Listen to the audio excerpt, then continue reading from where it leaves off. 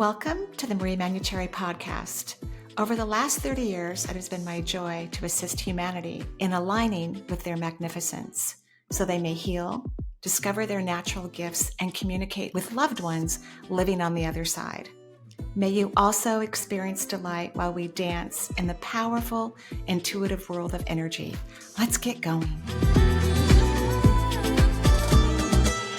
Welcome to Where Energy Meets the Divine. I'll be your host for the next hour or so. My name is Marie Manuchehri, and Happy New Year. I'm recording this on January 1st, 2025. So a couple themes to help us move into this 2025 energy and be extremely successful in this 2025 energy. First and foremost, keep your eye on the ball of your life. Don't allow yourself to get so distracted by what's happening to the outside world or to people around you. Now, I'm not asking you to become unkind or insensible or disrespectful or selfish. Maybe a little selfish. Old soul types, which I'm sure all of you who are listening are, whether you know it or not, tend to be really giving and caring for others. Wonderful trait, beautiful growth in consciousness to be an old soul who cares for others. But to really give to the universe in profound and powerful ways that are truly fulfilling to humanity and to yourself, you have to do what makes you happy. That's what lights your inner flame and gets your magnificence to shine, your genius to come forward, your natural gifts and talents to be obvious to you so you can utilize them. So a little bit of selfishness can go a long, long way for 50% of the population on Earth. And you were a part of that population. So when your mind starts to divert to something that happened 20 years ago or something you're afraid that's going to happen 5 years from now, or something that's happening in the world, but it's not really happening in your world. Depending on our vibration, we experience different circumstances when you can run your energy at a higher level, which means your energy is vibrating faster. When you run it at a high level, it's running faster. It's not phonetic, like, it's not like that. It's like, it's like butterflies dancing with hummingbirds. It's joyful, but it's calm. Hummingbirds are not the calmest creatures on Earth. In fact, they're kind of argumentative, but I still love their energy. It's quite joyful. So it's a calm but faster moving frequency. If you were to watch a movie that lowered your energy, like a true crime show or the news, you're going to notice the energy is lower and it's slower. It's almost as if you're paying attention to everything the person says, but not in a high frequency, more like because it's so sad, it's depleting, it's not fun, we don't know what to do, we don't know how to help the situation. When you run your energy at a higher level, you're actually present. So to be present is not to be present to someone else's presence. It's about being present to yourself. In other words, when you're watching the news, you're not watching your reality. You're not watching your inner world. You're actually looking at a different part of the world that's having typically a terrible experience, because that's what news reports. It's terrible things, right? So you can still have compassion for those things and love, but what I want you to do is come back to yourself, come back to your present moment so that you can run your energy faster, buzzing at a faster rate. And if you can hold that high energy for any length of time, which could be several minutes, could be 10 minutes, could be, for some of us, sometimes it's half a day. Yesterday in the Northwest, it was gorgeous. It was cold, like 40 some degrees, but the sky was blue. And it felt so good. It was easy to run one's high energy at an extended frequency. Now, I talk about that because if you're running your energy high, you're manifesting, creating, and bringing powerful energy to yourself. That's of high volume, high frequency. If you're running your energy low, you are attracting low vibrational frequency. And that means attracting circumstances and situations and conclusions or resolutions that are a low vibration. You don't want that. You want high vibrational outcomes. That's exactly what you want. So let's say you want to manifest a really good career. And let's say you haven't had one and you don't know what it feels like. A lot of people when they're trying to manifest, if they don't know what it feels like, they keep perpetually going back to the old feeling or vibration of it. And so they don't make a lot of headway, because sometimes our consciousness shifts where we won't allow things to get worse. We won't choose something that's not in our best interest. But we haven't gotten quite to the place where we attract the high vibrational frequency, because we don't know how to pretend. And this is not fake it till you make it, but we don't know how to pretend to feel, to run an energy of something we've never experienced. So you have to investigate it. You have to research it. You have to ask other people that have careers that light their souls on fire, what it feels like to them, what they experience. Or literally you could watch people who talk about their great careers, their great hobbies, and really listen to the way it affects them, because you can then imagine that that's what you're experiencing. That's exactly what you're experiencing. The same thing can be true for relationships. Some people are not attracting partners because they've changed their consciousness. Let's say they haven't had good partnerships or friendships or things of that nature in their life. And so they've grown their consciousness and they're not attracting low vibrational experiences anymore, which is a huge accomplishment. Just like not attracting low vibrational career opportunities is also wonderful accomplishment. But they haven't attracted the people that light their soul on fire, the lovers that bring them great joy and true companionship. And that's because they keep consciously or unconsciously putting their vibration back into the past, because they don't know how to feel a happy vibration of great friends or of great lovers. So you have to practice the vibration of great friends and great lovers. So you literally have to ask yourself, what would a great friend be for you? Like, one of the great things for me about my friends in my life is I do need to have people in my life who are intuitive. That's important to me, who are relatively stable in their life, because I'm stable in my life. That means happy, content, in the majority of the areas of their life. So I know that about me, that's critical for me. And friends who can travel with me, because I love to travel. So luckily, I have people in my life. Luckily, I have people in my life who reached, I allowed myself to hold the frequency long enough to reach that criteria where we can have fun. We can have a lot of play. Because when I'm not working, because working feels like play to me, then when I'm in my personal life, I literally need to be playing, whether that's running or dancing with grandchildren or playing with the dog or traveling with friends, going out to dinner, shopping, hanging out. So if you don't know what it feels like to be in the highest vibration of what you like, of whatever your consciousness will allow you to have at this time, in this awareness of who you are, all you have to do is listen to other people who are in that place. And also you need to really look at, what do you need in life in terms of bosses or people that will bring you joy? Like, I know one of my criteria is I need people who are stable in their lives. In other words, because I take care of people all day long, joyfully and happily, it's critical for me to not be working in my relationships, whether that's my children. Luckily, my kids are really stable for the most part. They have good careers, they have great partners, their children are healthy. Thank you so much, creation. So they're easy for the most part to parent.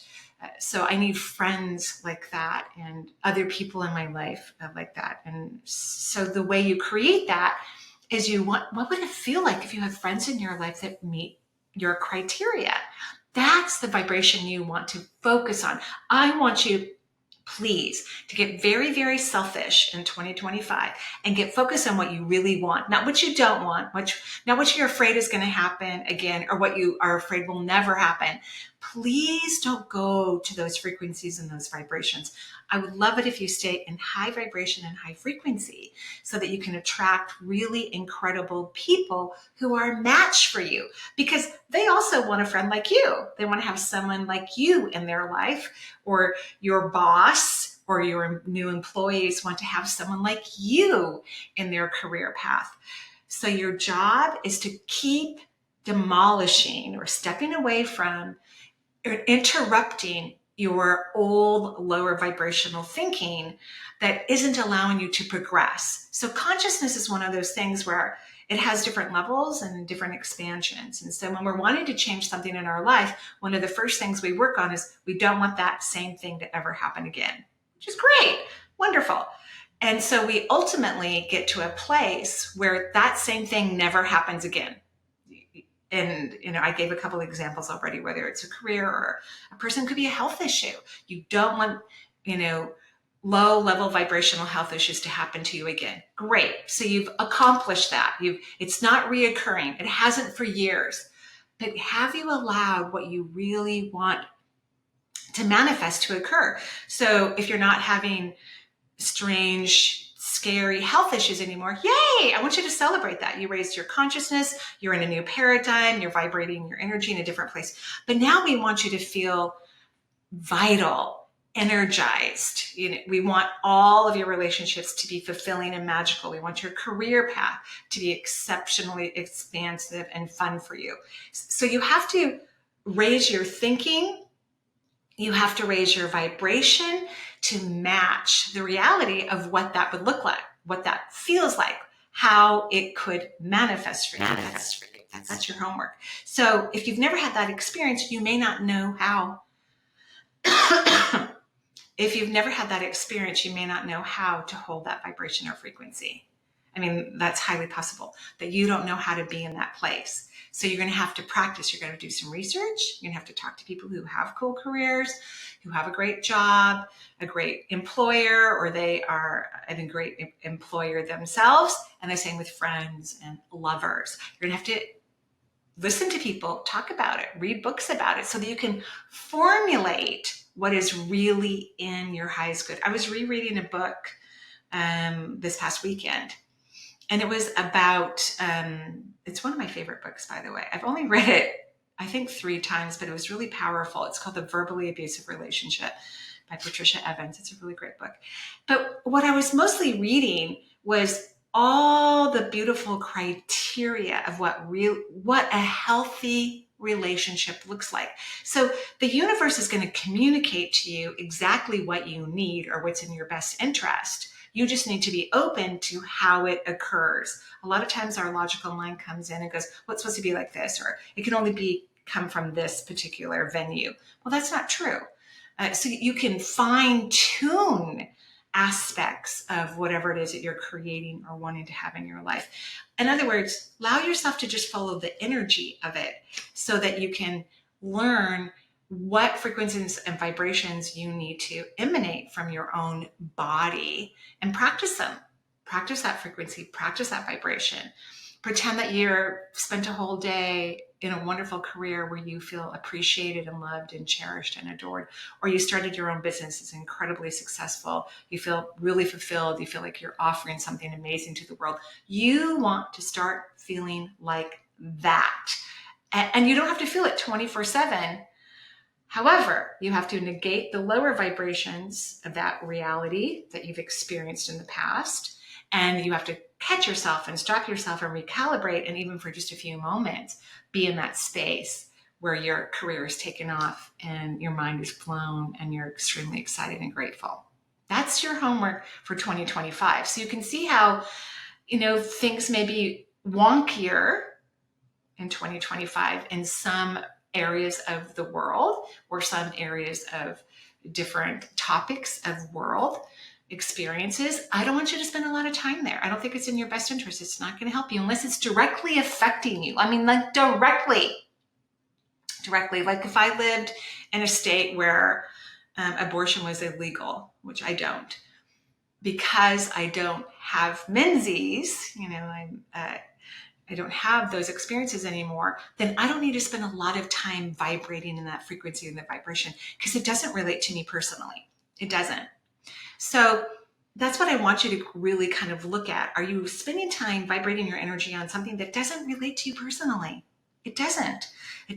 It's not going to impact or affect your life. You've already done and will continue to do the things that are in the best interest for humanity.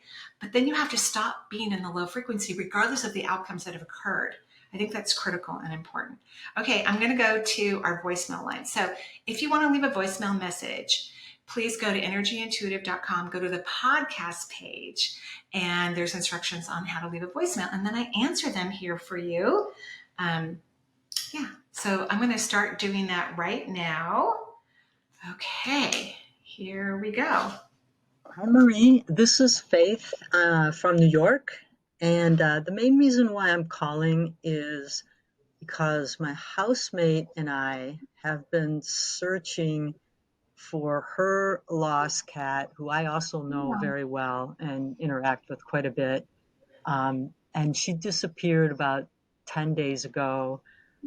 She's formerly a street cat that my housemate took in, and she still goes outdoors sometimes. So she's very friendly, and we don't know whether someone in the neighborhood or someone passing through the neighborhood picked her up and took her somewhere, or whether she was killed or she was injured. This was about 10 days ago, and we've been searching quite a bit all over, put up signs and so on, and we just haven't we haven't any clues yet what's happened. And it would just be good to know, even if I know you won't see this for a long time, and but we may not know even a couple months from now. So it would just be good for us, because to know whether she's already transitioned or she's with somebody, and she's okay where she is,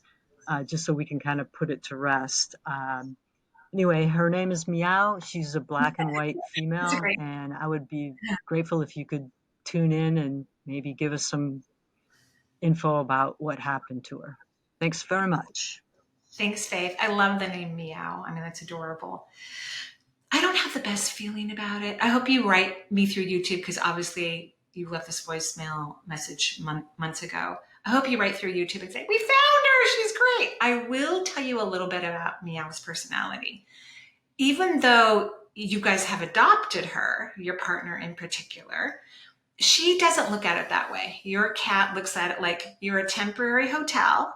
She loves to come and go. She likes to travel. She likes to go to different people's houses. So she is more at risk of potential harm coming to her, just because she likes to be out and about, and she likes a lot of different experiences. So I'm hoping that you found her and she's alive or well, but I have a kind of energy about it, like maybe you haven't, like that's not the case. And if, let's say you did find her, which again I hope you did, know that she's treating your residence like a hotel. So she doesn't have the same, she thinks you guys are great, but she doesn't want to just stay in one place. She likes to travel. She likes to roam. She likes to have lovely experiences. If she meets wonderful people like you and your partner, she goes, I'm going to stay here for what? Eat some sardines, hang out in the sunroom, go catch a few mice, come back to the sunroom. But then if she gets that hankering, kind of like somebody, let's say people who used to ride the railroad, that's what she wants to do. She wants to get on the rail car and go ride.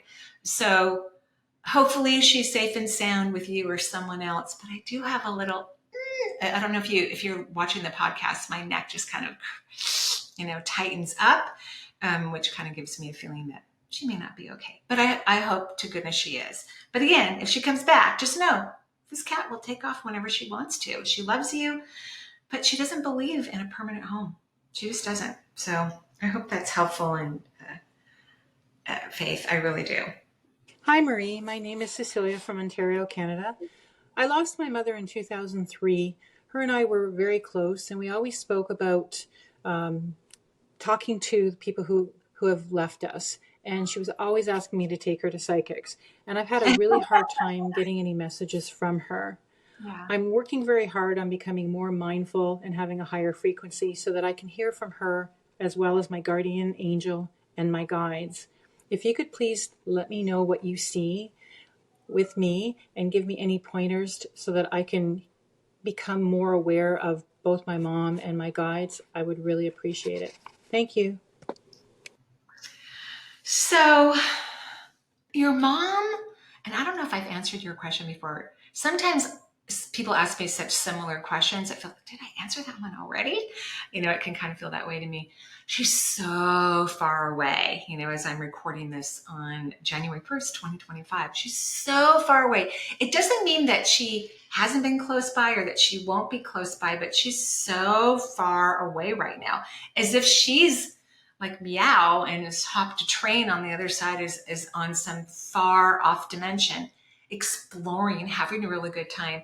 The energy of your mother tells me that she was too homeward bound. She didn't have a lot of adventures. And so now that she's on the other side, she goes, there's nothing to stop me from having adventures. So that could be why it's harder to connect to her, because she's so far away. Psychics, we can either sit on the astral plane, which is the dimension just beyond the earth realm and between earth and heaven. We can sit there, or beings will come to us, like departed loved ones will just come directly towards us. It's kind of a joint effort, really, but the beings are participating in the conversation. We're translators. So mediums, we translate information that's given to us from the departed loved one to the loved one that's still in physical form. But your mom's energy is really far away. And I can finally see her face. You guys are you have an attractive family, really great skin, like beautiful, gorgeous smile, twinkle in her eye. I bet you guys thought she was going to live forever or an extremely long time, and maybe she did, because there's just a lot of around her. So she knows that I'm talking about her. She's winking at me. She's smiling, but she loves me translating this aspect that she's on an adventure. She's having a really good time. She's exploring. So she'll come around when she's had enough exploring to share. She's too afraid that if she backs away and cares about everybody else again, which is kind of a trap women drop into, or men who have that feminine type energy, or anyone who has that type of energy, we get in this trap of like, I gotta go take care of other people. I don't have time for me. But she doesn't want to do that. So she's off gallivanting throughout the universes, having an incredible time. And she will come to you soon and download a whole bunch of stuff. But don't worry about it for now. Please don't worry about it. That's what I think. Hi, Marie. This is Denise. I was wondering if you could do an energy read for me. I seen you on Next Level Soul with Alex, and I love you. I love your series. I've shared you with friends. I would appreciate it. Thank you so much. Sending you love and blessings. Bye. Hi, Denise. So I just threw out your energy really fast. I always think this is the weird question that people ask me on this podcast, because you could ask me pretty much any question you want. And it takes time to read someone's energy. I mean, energy is complicated. Not only do we have 7 primary chakras, we have over 3,000 minor chakras, and then you have this huge real estate of your aura divided into 7 layers for the human reality. So it's complicated. That's why when I do an energy session, first time with someone, 90 minutes. That's how much time I spend with them, reading, talking to them, and helping them with their energy. 90 minutes, not the 1 or 2 minutes that I spent here. So I did a quick read. I would work on getting to become familiar and friendly with your auric field, because there's not a lot of light on your auric field. It's kind of dusty, gray, as if there's dust in it, as if we walked into an attic that nobody's opened up the door for a long, long time. We'd be coughing. If there was light coming in through some cracks or a window, we would see quite a few dust particles. This is not a negative on you. I don't want you to think that. I mean, the layers of your auric field are evenly spaced. I can see the color formations, but not a lot of color because it looks gray. There's movement in each layer. But you don't spend a lot of time with this expansive part of your energy system. So I would say to the heavens, universe, thank you so much for helping me get to know my auric layers and for vibrating in the frequency of these layers. Like, for example, the 6th layer of the auric field, which it's changed a little bit for me over time, but it's kind of this silver purple sky, because all of the even numbered fields have a sky and clouds. All the odd numbered fields, like 1, 3, 5, and 7, are structured. So they have big beams of light in them, and they're solid colors. They don't have a sky and a cloud formation like the even numbered. So the 6th layer of the auric field has a phrase. And that's what I want you to get close to. You're going to have to research this because I'm not going to be able to talk about it, all 7 of them, while I'm answering your question, although you could take a class with me on energy medicine. But the phrase on the 6th layer of the auric field is, we are all one, or something like that. I'm just going to use that phrase, we are all one. That's what makes people really psychic, or allows their psychic abilities to expand, is they see everyone as incredible and precious, even the most difficult people on the planet. When you have an ability to see the beauty in everything, it like is a spotlight for the multisensory world, because creation only sees everyone as profoundly amazing, regardless of how they're living their life or what they're doing, or what they've done in the past, what they believe in. None of that matters, because everyone's evolving and growing and changing, and younger souls may experience things, more in their face, so to speak, or not have the consciousness to make a choice that's in their best interest or the best interest of others, because they haven't lived long enough. They haven't had many lifetimes to gain the experiences that they deserve. But regardless, I'm just putting that in there so that you realize that I think a great practice for you would be to see the beauty in other people, to always be shown the beauty in others. This is what allows someone to help another person to heal. And when I look at someone who has a disease process, I think their disease is beautiful. That's what gives me cognitive knowledge on how I can help them. And allows that part of their body to start morphing and energetically changing rapidly, regardless how advanced the disease might even be, because I have a different perception, a different light on the topic matter, that the body part knows that that's true, that everything within it can heal just like that. And it absorbs that knowledge when it's with another being, whether they're in physical form or non-physical form, who's holding that vibration for them. So that's what I would recommend. Learn about the auric fields. That would be important for you. Okay. Hi, Marie. This is Jeannie, and I'm calling for a general energy reading and to see if there's anything you see that I can work on to help me live my life more fully. After listening to so many of your podcasts, I've been finding joy in the things I do, and I'm so excited about where I am in my life right now. Thanks for all you do, and for your time and love. Thank you for your question. So again, kind of a little general, and I'm not saying that those are bad questions, but that means I have to kind of hunt. I have to look. I have to really kind of bore into Jeanine to find out what the universe wants to tell me. And maybe nobody cares that I have to do that, but it's just a little bit a harder job, So the first thing I'm seeing, Jeanine, when I look at your body, your energy system, which basically is the same thing. Everything is subatomic particles. Even the camera I'm staring into today is just subatomic particles. That's all it is.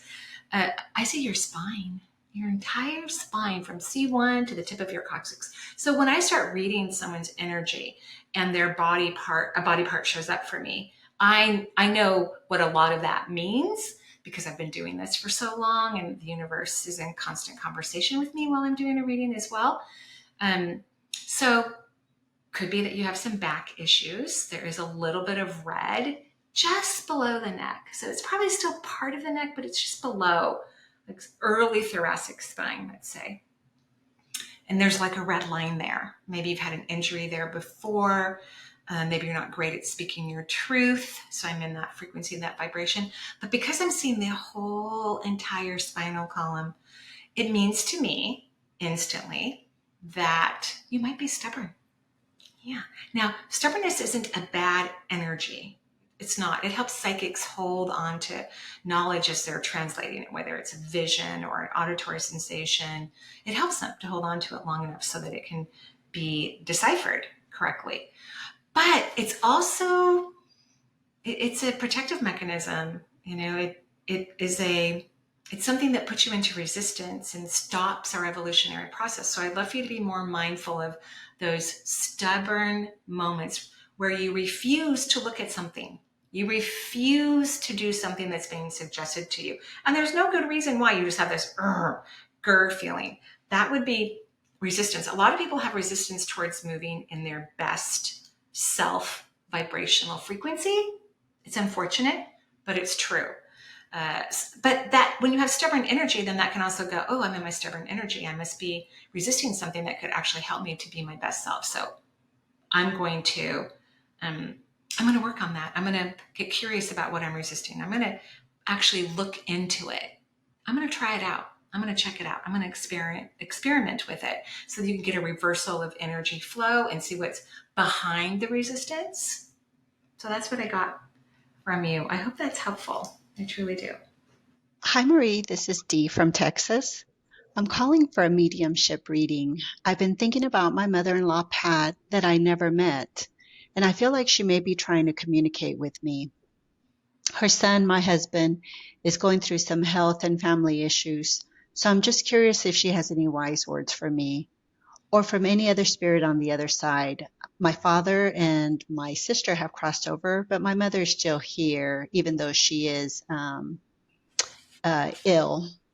So she actually may be between the two worlds. Thank you in advance, and I look forward to hearing from you and really enjoy your show every week. Thank you. Have a good day. So your mother-in-law, Pat, I don't know if she always spoke her truth when she was in physical form, because she's being kind of loud and a little rowdy right now. And she's just a little disappointed in her family. She just wishes that people weren't so needy or so problematic or difficult. So she's kind of telling your husband, just get out of the way. Don't get involved. Don't talk about it. Don't connect with it. That she says that there are several family members that are just plain difficult. And she just wants your husband, especially for his own health and well-being, so he can reduce his stress. She just wants him to stay out of it. She just goes, throw away the key, like shut your mouth, throw away the key, keep that door closed. She basically wants him to ignore what's happening in the family and only focus on himself, which I think is fascinating. And she's a little irritated when she's telling me this, and maybe because she didn't do that, or the drama was just pretty active and significant in the family when there was obviously a real issue. Whatever's going on, there's a real issue, but there's just been too much energy towards it. A lot of times, the way we can help our family members behave a certain way that's good for us is to make sure that we set healthy boundaries. And boundaries are with ourselves. We set healthy boundaries with ourselves. In other words, you tell yourself, I'm not going to answer that phone call. I'm not going to engage with that conversation. I'm not going to talk about that anymore. I'm going to tell those people, friends, family, whoever, that I'm not interested, that I'm not a part of that audience any longer. So that's what she's saying. And she apologizes for having a dramatic family. That's what she says, which I think is quite adorable. I hope that's helpful. And she has been trying to reach you. So I'm glad you reached out to me. Thank you so much. Hi, Marie. This is Anna calling from the UK. I'm 53 and have a partner who I'm very happy with. My question is about work going forward. It's taken a while to recover from a narcissistic colleague when I was a performer. I've been doing some teaching and I'm a carer. I've been writing a lot and managed to finish a book. So I'm worried that the writing is keeping me stuck in victim consciousness. So my question is writing a potential career, or do I train further in music therapy, or do something completely different altogether? Thank you. Great question, Anna. You could actually do those things or other things, but you have to raise your energy. So victim consciousness is a low frequency. Sometimes when people tell me about the books they're writing, it could be about their life or an experience they had, they start writing it from the low vibration, from the victimization. I don't recommend that at all, because when we want a book to go out in the world, especially someone like yourself, and remember, I'm doing personal readings when I'm answering your questions, they may help other people too, but it is definitely directed towards you, Anna. What if you were to write it from a higher frequency or higher vibration? Wouldn't that be more effective and more useful for humanity, is if you write it from a higher vibration? So you write it from what you learned from the experience, how it helped you, and maybe not so much of the story outline of the negativity. The same thing will be true if you do music therapy for people. I don't think a lot of talk therapy or spending a lot of time in low vibrational talking about the terrible things in our life is really helpful. I think definitely that needs to be discussed to some percentage, but then we need to help people raise their vibration. So I think the only thing you have to focus on is how can you write from a higher vibration? How can you help heal people with therapy from a higher vibration? That needs to be your quest, not should I be a writer or should I be a sound healer or a music healer? But I can't remember. I can't recall exactly what words you used. But I want you to know that you want to come from a high frequency, from a high vibration. So I would start talking to the universe from that perspective. And when we talk to the universe, we say, thank you so much for guiding me and assisting me in discovering more of my magnificence. I think you're a great writer because you're creative. I think you'd be great at both of these careers. Why should you just have one career? How about multiple careers? I love to write. I love to teach. I love to work one-on-one with people.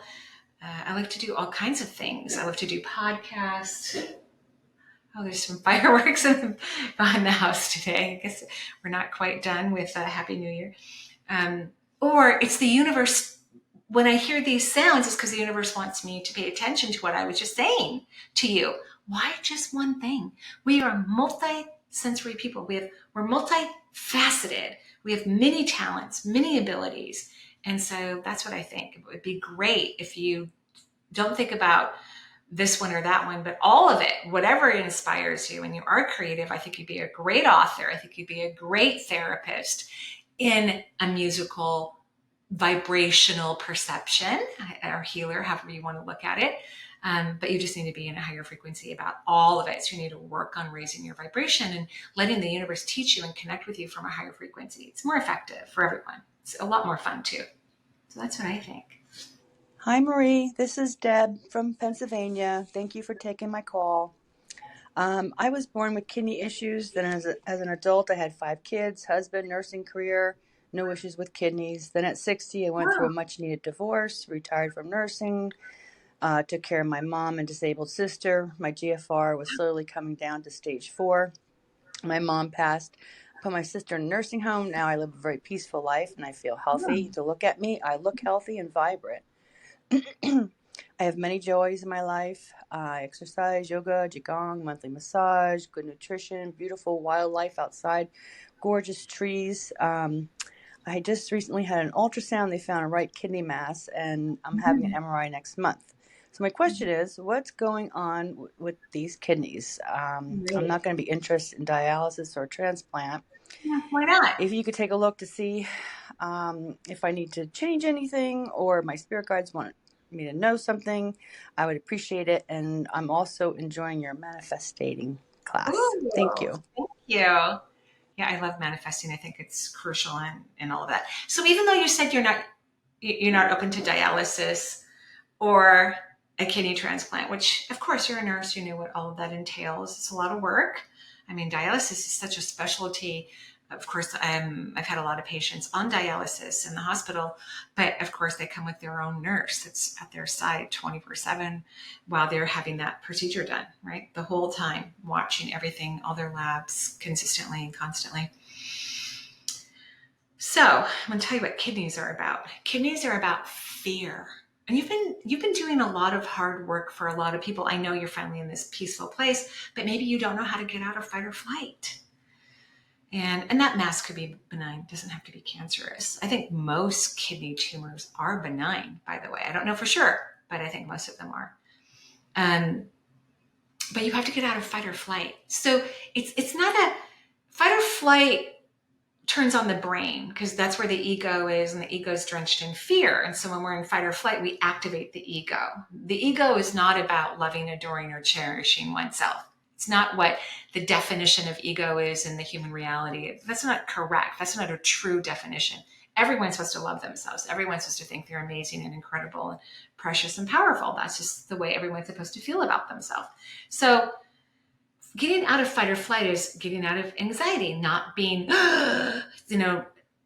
like people who work in stressful situations like medicine, especially in a hospital or an ER room or pediatrics or something like that, where, cardiology, something can flip very quickly. You're probably very comfortable in traumas. Probably your intuition turns on during a trauma, which is great. I think that's lovely, but you need to learn to vibrate your energy out of that response. You need to move into the place of wisdom. So I'd love for you to start spending time in the lower half of your body. So in other words, you're spending time in your brain and you're not spending time in your kidney areas. I want you to be in that whole pelvic cavity, front and back, just like you're sitting in the center of, your hip areas. You're like in the center or be in front of the iliac crest, kind of almost on top of the pelvic area. And I want you to just hang out there, and I want you to start gauging your energy from that perspective so that you can notice when you switch to fight or flight, which is an adrenal kidney reaction, and it's all fear-based. So what creates kidney health issues is fear.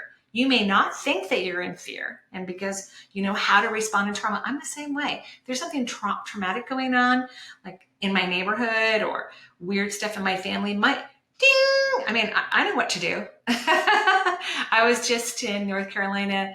I got there the day that my grandson was born.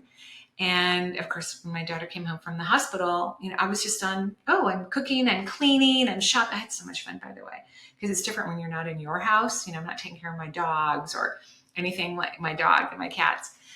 It was really fun. I had a great time, but I was busy and I loved it and I was active. I know what to do. Fold all the laundry just like that. Make lunch for the baby. Play with the toddler, which is also the baby. So you need to learn how to be peaceful in your emotions to move into the parasympathetic aspect. That's what you need to do. That's where the wisdom is. So start resting in that pelvic cavity area and pay attention to what you're really feeling. It's going to take some practice for you because you're so used to knowing and using your brain. That's what I think. Great question, by the way. Well, thank you everybody for listening to the podcast today. I wish you a very happy new year, and I can't wait till we spend more time together and enjoy each other's company. Bye-bye for now. Joyful blessings.